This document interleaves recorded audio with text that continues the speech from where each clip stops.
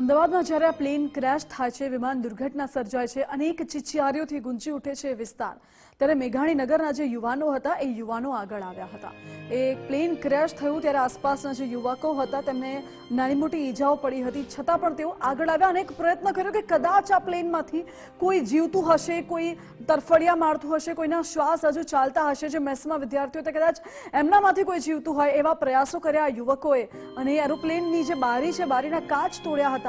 નરેન્દ્ર પરમાર નામનો એક શખ્સ જેના હાથમાં ગંભીર ઈજાઓ થઈ હતી, છતાં પણ લોકોને બચાવવા માટે એ યુવકે પ્રયાસ કર્યો છે।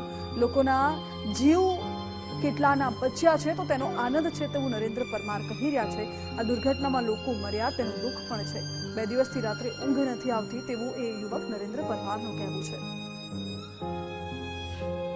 જાણના પહેલા હું 1.5-2 કિલોમીટરની દૂરી પર હતો, પછી હું જેવી ઘટનાની જે દૂરી થઈ ને જે અવાજ આવ્યો ને એના પછી અમે લોકોએ મેં મારા દોસ્તે જોયું તો શું થયું છે। પછી જેવો ધુમાડો નીકળવાનું ચાલુ થયું તો હું અને મારા દોસ્ત બંને ગાડી લઈને મારી એક્સેસ હતી જે ગાર્ડનના પાછળ પાર્ક કરીને ત્યાં લાઈવ વિડીયો ચાલુ કર્યો હતો। અમારો લાઈવ વિડીયો જેવો ચાલુ કર્યો એના પછી અમે દોડતા ગયા, પોલીસવાળા બધા અમે લોકોને નતા જવા દેતા, બનતી કોશિશ અમે લોકો પાછળના રસ્તેથી ઘૂસી ગયા અને જેવું ઘૂસ્યા ને એવા એના પછી અમે લોકોએ બેઠા હતા, જે બધા માણસો સૂતા હતા, જે બધા પડ્યા હતા, બૂમો પાડતા હતા, એકદમ મોટી મોટી ભયંકર બૂમો પાડતા હતા તો મને બચાવો બચાવો બચાવો, મોટા મોટા પથરાઓ એના અંદર હતા, લોકો એકદમ ફસાયેલા હતા। એ લોકોને બહાર નીકળવાની કોશિશ, બનતી કોશિશ, મને ડર નહોતો કાંઈ બી હતું, ઉપરથી ધુમાડો એટલો ગરમ હતો ને તો મને આપણે બહાર ના નીકળી શકીએ, આપણે બચવાની કોશિશ આપણી શક્યતા નથી, તો બી અમે લોકો બહાર નીકળ્યા જેવા એ લોકોને નીકાળવાની કોશિશ કરી, એ બધા પથરા મોટા મોટા નીકાળ્યા, એ લોકોને નીકાળ્યા ને અને એ લોકોને બધા આ લોકો કહેતા તમારે જે પૈસા જોઈતા હોય, જે જોઈતું તમારે જે જોઈતું હશે બધું મળી જશે, તમને અમને પ્લીઝ બચાવો।